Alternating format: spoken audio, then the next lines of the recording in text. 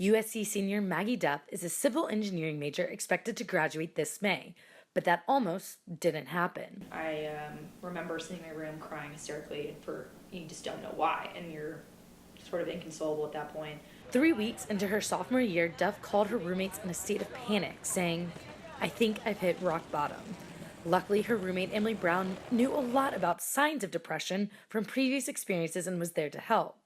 I think that's definitely one of the most important things, being able to sit down and realize, oh, I'm feeling sad, or to recognize the behavior of their best friends or friends and realize oh, there's something wrong. Duff came to the conclusion with the help of Brown to go home to seek treatment. Her doctors there diagnosed her with severe depression that's directly linked to anxiety and sent her back to LA with medication.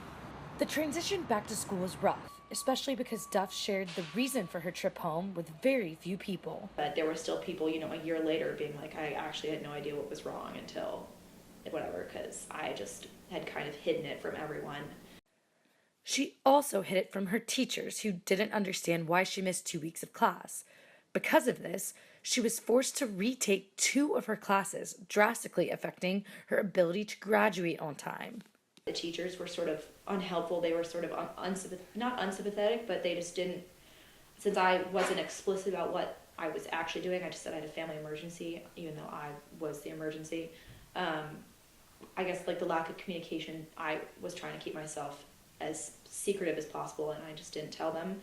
Duff isn't the only one to keep her depression a secret. In a lot of cases, even parents don't know.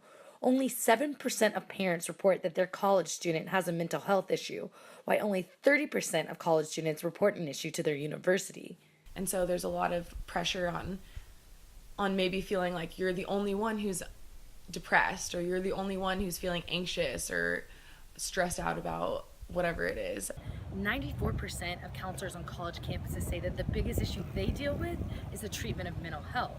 But as fellow Annenberg media reporter Kelly Rinke reported, the biggest issue at USC is even getting an appointment with a counselor in the first place. I know people who have tried to at USC, and it just never goes well. It's not easy to find a good match for you. They don't try very hard to connect you with someone that they think will actually work with your personality and with your problems. The care that they're just providing now is just not consistent enough, and providing an appointment a month after the time that it's really necessary is just not cutting it. For some students, they need help immediately. A month is too late. For Annenberg Media, I'm Caroline Deisley.